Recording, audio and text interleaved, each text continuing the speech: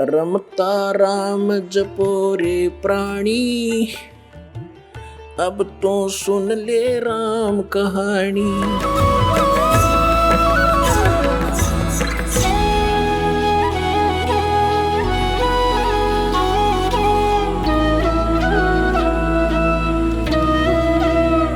अब प्रसंग चल रहा है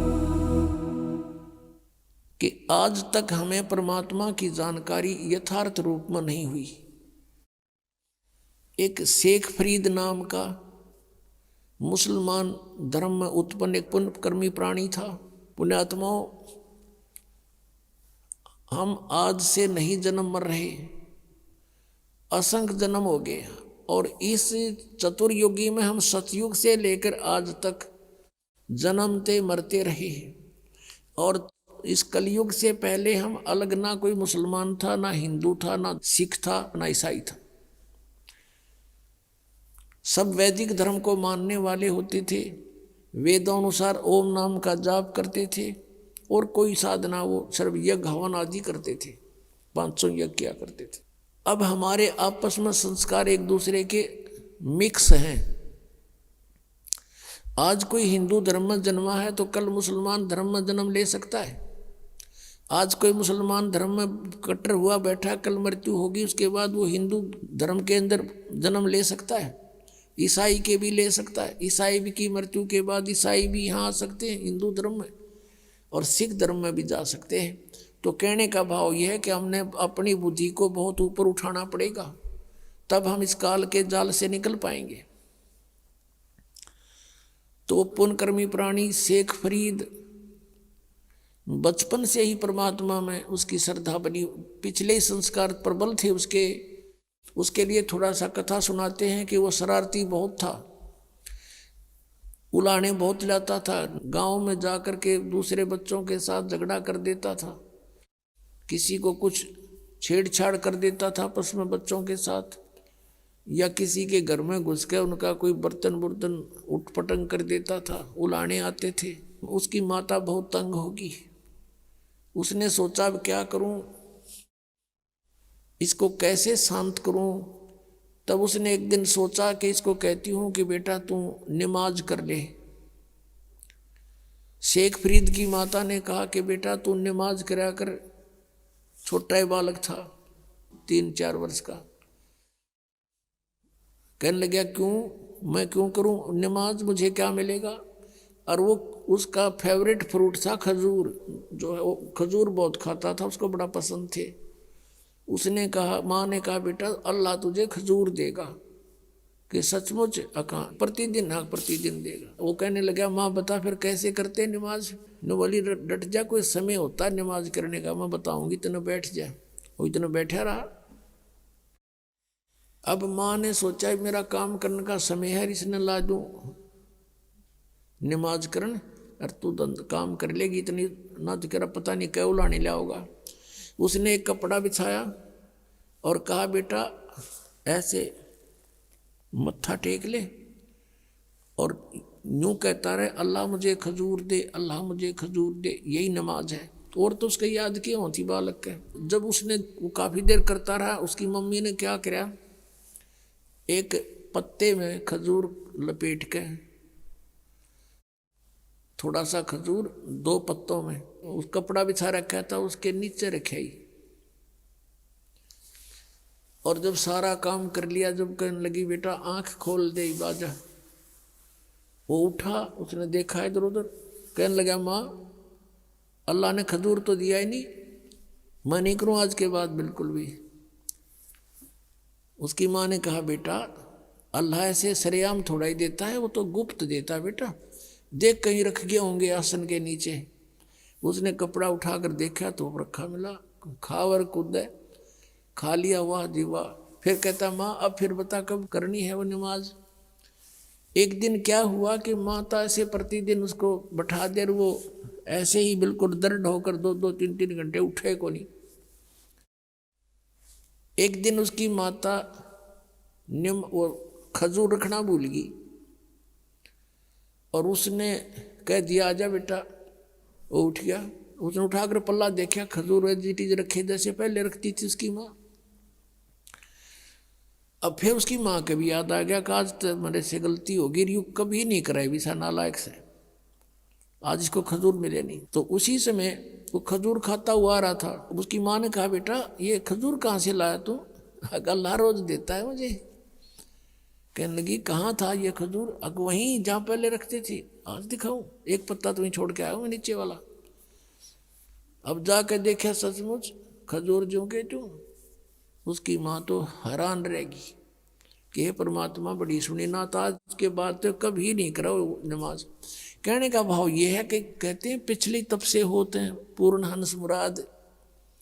पिछला संस्कारी हंस था, परमात्मा ने आस्था बढ़ानी थी। उसकी माँ का भी फिर लगन बन गई, वह बस नकली सा काम कराया करती।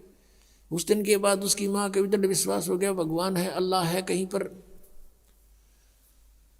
तो जब वो बड़ा हुआ तो उसने घर त्याग दिया, क्योंकि रुक नहीं सकता वो प्राणी जिसको चाह भगवान की है। अब जो परंपरागत उनकी क्रियाएं थी, मांस खाना, वो उनको पसंद नहीं था उस प्यारी आत्मा को। उसने छोड़ दिया कि ये तो कुछ जची नहीं बात। हिंसा करके भगवान मिला करते हैं कभी। अब वो शेख फरीद पुण्यात्मा परमात्मा की तलाश में कहाँ जाते हैं? संत के पास, के संतों के पास परमात्मा के पाने की विधि होती है। एक फक्कड़ फकीर था, सिद्ध पुरुष था, साधना करता था, सिद्धि में प्रसिद्ध हो रहा था। उसके पास पहुंच गए, उनसे बातें की। उसने अपना जो साधन जाने था वो बता दिया, बेटा कठिन से कठिन तप कर, जितना कष्ट दोगे शरीर को उतना ही भगवान निकटाएगा। अब शेख फरीद तो गए ही भगवान पाने के लिए थे, दिन रात अपने खूब कष्ट करें, जो भी गुरुजी आदेश दें वही पालन करें। अब शेख फरीद गए हुए थे किस लिए? परमात्मा के लिए, और गुरुजी के आदेश का 100% पालन करते थे। उस आश्रम में उनके पास और भी 5-7 शिष्य रहते थे।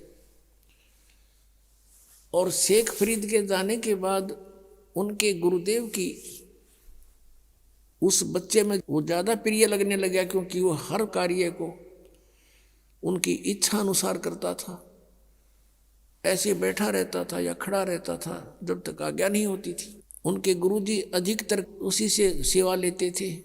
तो अन्य शिष्य ईर्षा करने लगे कि शेख फरीद तो गुरुजी के हृदय में बस गया और आश्रम इसको देंगे लास्ट में मृत्यु के बाद, और तुम रह गए। अब घर छोड़ दिया परमात्मा पाने के लिए, और वहाँ जाकर फिर ये राग द्वेष अभिमान बड़ाई की भूख ज्यों की त्यों। फिर किस लिए डले ढो रहे हो वहाँ पर? अगर तुमने आश्रम की जरूरत है, भगवान की नहीं रही, मान बड़ाई की भूख है, तो भक्त नहीं। ये शेख फरीद में नहीं थी। अब अन्य जो शिष्य थे उन्होंने सोचा इसको गुरुजी की नज़रों से गिराते हैं। वो जो सिद्ध पुरुष था, मुसलमान धर्म में फक्कड़ फकीर था, तपस्वी था, वो क्या करा करता? हुक्का पिया करता खाना खाते समय, और शाम के समय विशेषकर हुक्का पीकर तुरंत सो जाता था, सुबह बखत से उठ जाता था। तो आश्रम में प्रत्येक भक्त की एक दिन की सेवा बांट रखी थी कि इस दिन वो सारी सेवा करेगा, इस दिन वो करेगा, इस दिन वो करेगा। जिस दिन शेख फरीद की सेवा का टर्न आया, उस दिन अन्य सेवकों ने सोचा कि आज इसको गुरुदेव के नज़रों से गिराते हैं। वर्षा का मौसम था, लेकिन वर्षा नहीं हो रही थी। शेख फरीद ने शाम के समय खाना बनाया गुरुजी के लिए, और गुरुजी के हुक्के के लिए पहले अग्नि तैयार कर देता था। उसने अग्नि तैयार कर ली थी, खाना खिलाने गया हुआ था। पीछे से उनके अन्य ईर्षालु साथियों ने वो अग्नि बुझा दी, पानी पूनी छिड़क दिया। अब शेख फरीद ने तो ये सोचा था कि 2 मिनट में हुक्का भर के दे दूंगा, और वो गुरुजी इतना क्रोधी था, अगर 5 मिनट लेट हो जाता ना कोई भी किसी कार्य में, उससे इतना नाराज हो जाता, उसको डंडे मारता था और कई दिन तक उसको सेवा नहीं देता था। तो अब शेख फरीद जी गए अपनी मस्ती में कि जाके हुक्का भर दूंगा। जाके देखा आग नहीं है। अब शेख फरीद को तो भाई चिंता का विषय हो गया। इधर देखा उधर देखा, अग्नि नहीं बिल्कुल भी। थोड़ी सी दूर पर देखा कि गांव था, नगर था, वहां से 1 किलोमीटर की दूरी पे वहां धुआं उठ रहा था। चलम उठा के भाग लिया पूरी स्पीड पे। वहां जाकर देखा तो एक माई चूल्हे में अग्नि जलाने की चेष्टा कर रही थी, फूंक मार रही थी और आंखों में पानी गिर रहा था। धुआं वापस आकर उसको परेशान कर रहा था। अब शेख फरीद दौड़ा दौड़ा गया, माई माई कहाँ, कौन है? हाँ महाराज क्या बात है? कि माई आग दे दो, हुक्का भरना है। वह माई थी नरी निकम्मी, नो बोली आंख फूट जाना जब आग मिला है, आंख फुटवा ले तू भी अपनी। अब वो बोला आदमी था, साधु संत बोले वाले होते हैं, अकमाई आंख फूटने से अग्नि मिल जाएगी? कहाँ मिल जाएगी? वनु का कर फिर फू फू करने लगी। अब उसने दे के चिमटा आंख में और बाहर निकाल कर रख दी, ले माई आग दे दे मुझे, ये आंख फोड़ ली मैंने। अब माई ने देखा, उसके तो पाँव तलेगी धरती निकलेगी कि तू उस महात्मा का शिष्य है, वो बड़ा सिद्ध पुरुष है, और उसने कुछ वचन बोल दिए तेरा नाश हो जाएगा। उस माई ने सारी अग्नि बाहर काट दी चूल्हे थे, अकले बाबर ले। अब वो फटाफट धर के आकर उस आँख के एक बांध का कपड़ा सा और सपीटते फिर भाग लिया।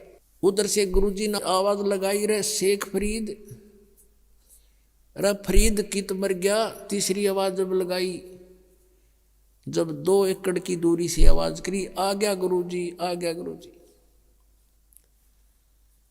गुरुजी ने पूछा भी क्या बात है, इतनी देर कैसे लगा दी? जी आग, मौसम वर्षा का था, गुरुदेव अग्नि जलाई थी लेकिन आग बुझ गई, गांव से दौड़ के लाया हूँ। अच्छा रख दे। अब अग्नि रख दी, वो तो उक्का पीड़ का सोने की तैयारी में था, उसने देखा अंधेरा सा हो गया था, कह आँख का क्या लग गया? जी आप कह रहे थे क्या लगे गुरुदेव, क्या लगे? नौका के बाहर निकल गया। कहा अच्छा भाई। अब माई ने सारी रात काटनी मुश्किल होगी, अब तेरे ऊपर बिजली गिरेगी, वो बताओगा गुरुजी को ऐसे ऐसे, और ये सिद्ध पुरुष है को वचन बोल दिया तेरा नाश होगा। सुबह सुबह जाली माई ले करके उसको आँख को मटके के कापण पर ढक्कन पर रख कर लेगी और कहा महाराज मेरे से गलती होगी, माफ कर दियो, आपका शेष अग्नि लेने गया था, मैं ऐसे ऐसे धूमे में दुखी हो रही थी और मेरे मुख से निकल गया कि आँख फुटवा ले, आँख फुटते तो अग्नि मिलती है, और आप कैसे से ने आँख निकाल कर रख दी, महाराज मेरे फिर गलती होगी, माफ कर दो। माथा टेक कर रोआ बुढ़िया माई। अब उस गुरुजी के समझ में नहीं आ रही, या कहना के चाह रही है। वो बोला माई मुझे ढंग से बता क्या बात है। कहने लगे जी ऐसे ऐसे बात थी। शेख फरीद को बुलाया, अरे फरीद इधर आ। कहाँ जी? अरे क्या हो गया? आप कह रहे थे क्या हो गुरुदेव, आपकी दास को आप कह रहे थे क्या होना था, ये कपड़ा क्यों बांध रखा है? जी ऐसे ही करके बोला खोल दे इसको। उसने कपड़ा खोल दिया तो आंख ज्यों की त्यों पाई उस फरीद की। अब वह माई देख कर हैरान रहेगी, लेकिन दूसरी आंख से वह कुछ छोटी बन गई। ये यकीन दिलाने के लिए कि सचमुच ये घटना घटी है। अब पुण्य आत्माओं,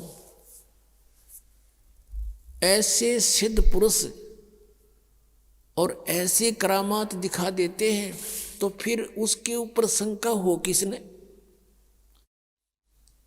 अब ये बातें अब तत्व ज्ञान से आपका समझ में आएंगी कि ऐसा सिद्ध पुरुष था वो तपस्वी होका पहाड़ कि उसके क्योंकि पिछले संस्कार थे उन पुनकर्म प्राणियों के, पिछले ही तप से होते हैं पूर्ण हंस मुराद। वर्तमान की सिद्ध साधना कुछ थी नहीं उनकी, दोनों की, ना शेख फरीद की थी ना उस गुरु की थी, पिछले संस्कारों से थी, पिछले जन्म जन्मों के वो विद्यमान होते हैं। तो भी उन्हीं को अंगड़ाई आती है भक्ति की, घर त्याग देते हैं, लेकिन आगे साधना ना होने से वो अपनी बैटरी डिस्चार्ज कर जाते हैं ऐसे सिद्धि दिखाकर।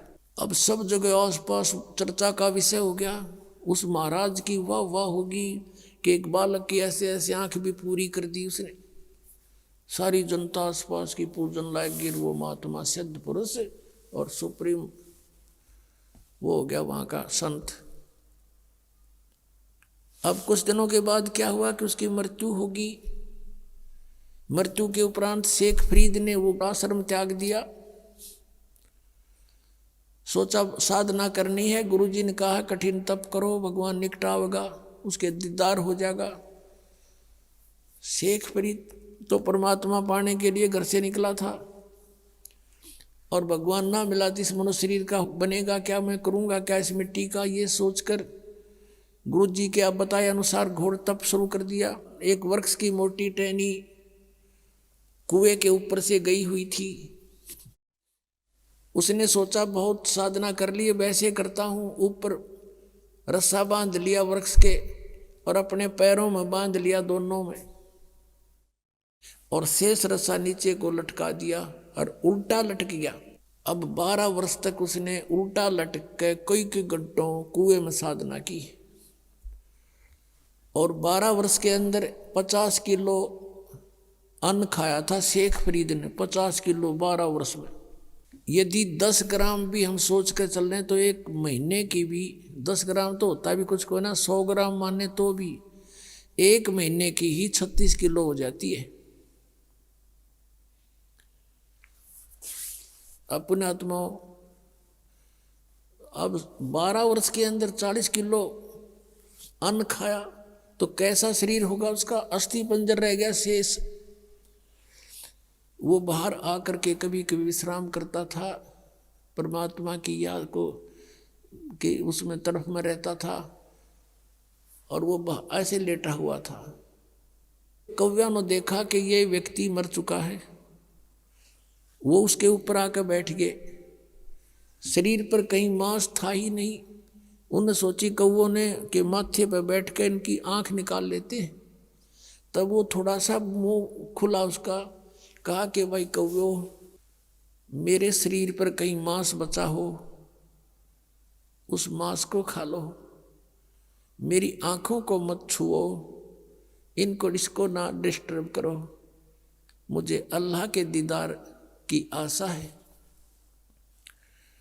मैंने भगवान देखना है, आंखें छोड़ दो मेरी, बाकी कहीं तुम्हें कुछ मिले तो खा लो। ये मुसलमान थे, और जो मांस खाओ, बकरे काटें, गऊ काटें, ये परमात्मा पालेंगे। तो वो इतना दयालु कहता कौओं को कि मेरे मांस खा लो कहीं मिल जावे तो, पर मेरी आंख मत छेड़ो, आंखें मत डिस्टर्ब करो, मुझे अल्लाह के दीदार की आशा है। अब उसने सोचा कि अगर बाहर रहूंगा तो कौवे खा जाएंगे, आंखों को भी फोड़ देंगे, भगवान मिला नहीं। उल्टा ही लटक गया। धीरे धीरे सर्क के रस्सों के साथ में अभ्यास हो रहा था, और फूट फूट कर रोने लग गया। अल्लाह का दर्शन हुआ नहीं, और अब शरीर रहा नहीं, अब खत्म, प्राण जाने वाले। फूट फूट कर रोने लगा। अब क्या किया, परमात्मा कहते हैं गोता मारू स्वर्ग में और जा बैठूं पाताल, कह कबीर ढूंढता फिरूं अपने हीरे मोती लाल।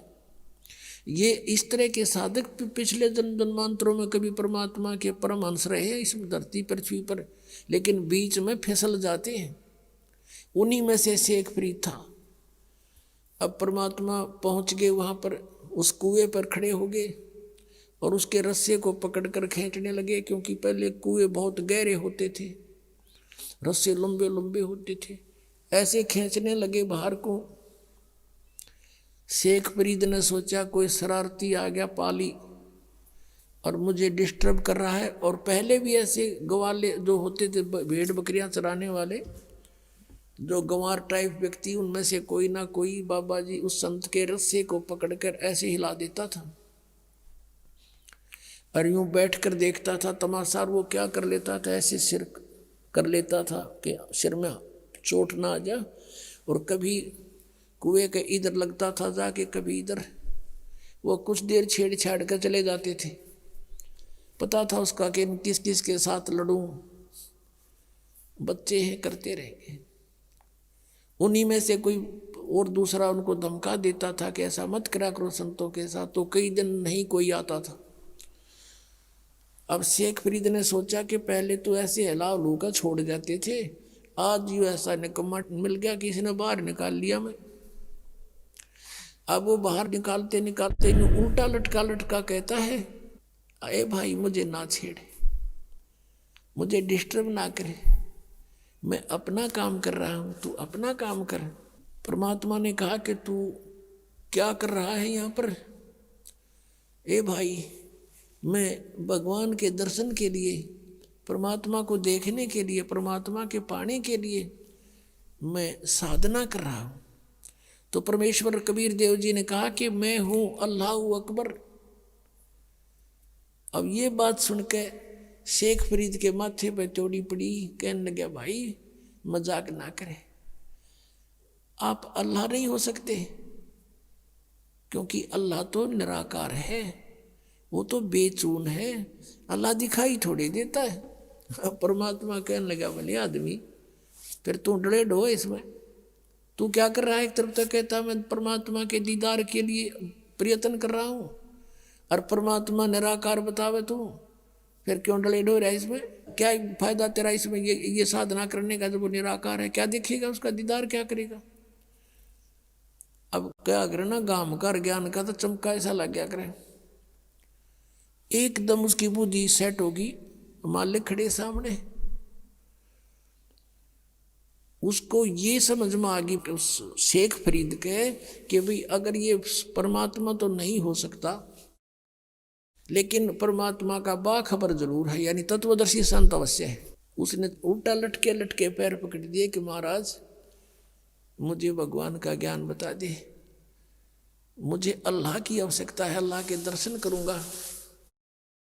परमात्मा ने कहा तुम फिर वही बात करे, अल्लाह के दर्शन करूंगा, तुम्हारा अल्लाह बेचून निराकार बताओ, तुम अल्लाह के दर्शन क्या खाक करेगा तू?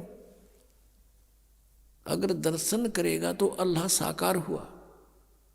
अब वो कहता हाँ बिल्कुल ठीक है, नहीं तो दीदार सब दाना नहीं चाहिए तुम्हारे मुख पर। तो वो कहने लगा जैसा भी है मुझे रास्ता बता दो, मैं भटक चुका हूँ, मेरा अंत आने वाला है और परमात्मा मुझे मिला नहीं। अब परमात्मा ने क्या कहा कि बेटा बच्चा, इस देही शरीर के साथ तेरी के शत्रुता है, वो कभी खत्म कर लिया, बहुत कॉस्टली है, इस तरह परमात्मा नहीं मिलता।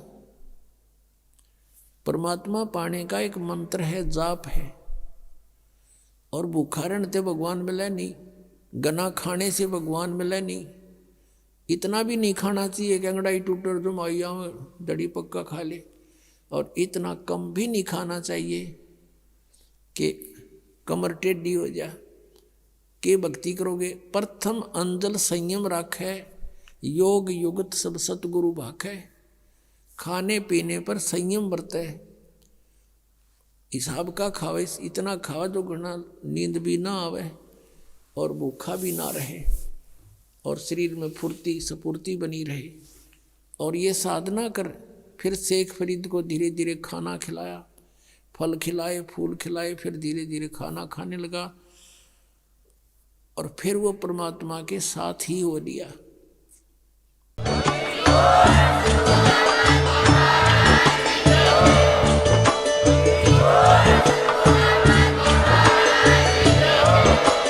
आप सुन रहे थे जगत गुरु तत्वदर्शी संत रामपाल जी महाराज जी के मंगल प्रवचन। अधिक जानकारी के लिए विजिट कीजिए हमारी वेबसाइट www.jagatgururampalji.org। संत रामपाल जी महाराज जी के शुभ आशीर्वाद से पूरे विश्व भर में 500 से भी ज्यादा नाम दीक्षा केंद्र हैं, जिन पर संत रामपाल जी महाराज जी द्वारा ऑनलाइन निशुल्क नाम दीक्षा दी जा रही है। अपने नजदीकी नाम दीक्षा केंद्र का पता करने के लिए संपर्क करें 8222880541।